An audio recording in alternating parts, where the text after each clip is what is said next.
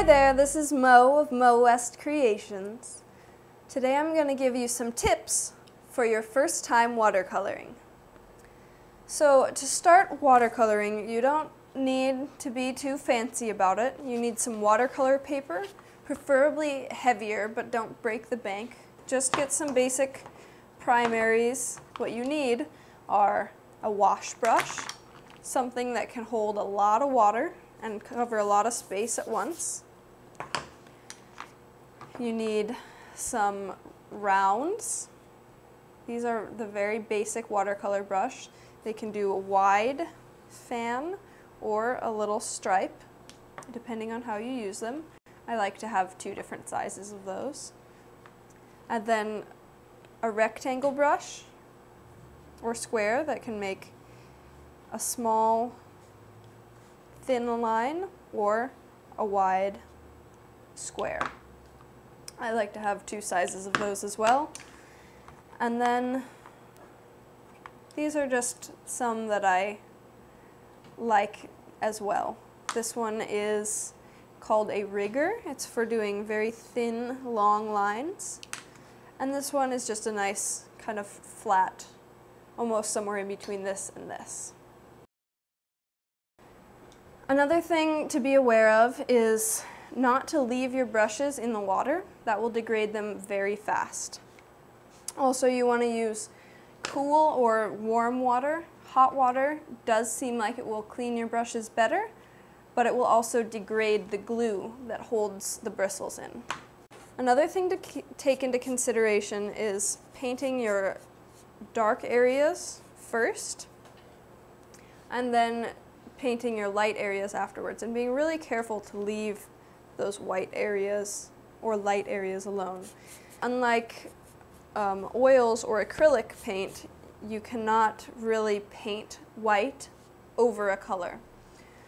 So if I were to have wanted white clouds, say, up in here, I would have needed to not get that blue over them.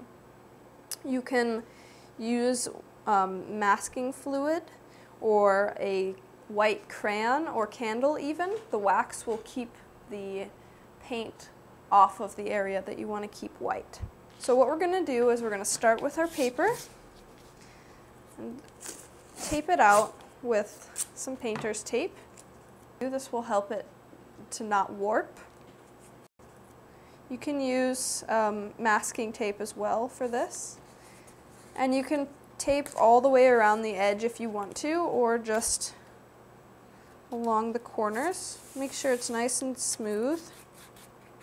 Now, to start with, just to get used to your watercolors, I want you to do something simple. And another thing to take into consideration, wet and dry, and then in between that is damp. So I'm going to show you the mop brush. So I'm filling in the blue sky area with water, and then I'm gonna get some blue on that brush and do wet into wet, which is gonna spread the color out in the area that is wet.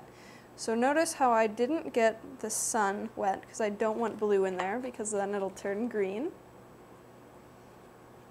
You can just fill up that area, and it's gonna really spread all out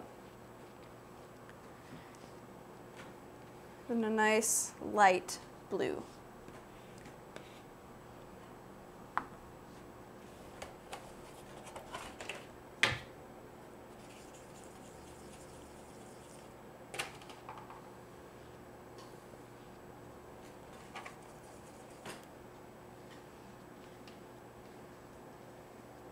Notice how it's spreading out.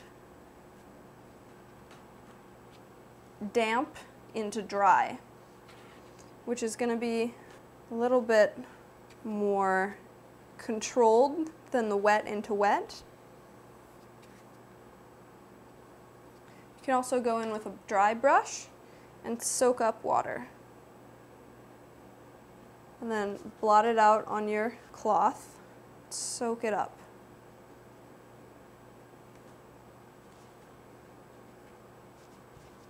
So now I'm going to make this area sort of selectively wet.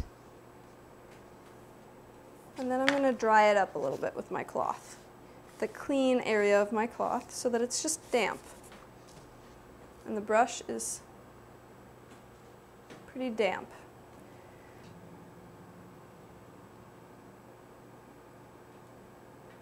And then I'm laying down that color.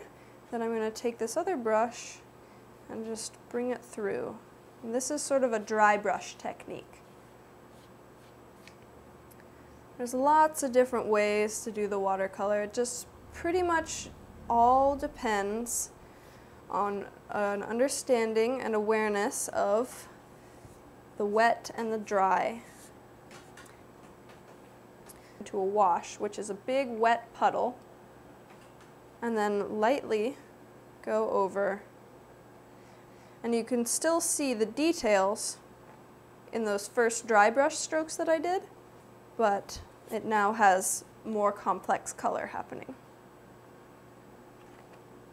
And then for details, you want to do dry paint, or lightly damp onto dry paper. That's going to give you the sharpest details. This has been Mo of Mo West Creations, sharing some tips for first-time watercolorists. Ciao!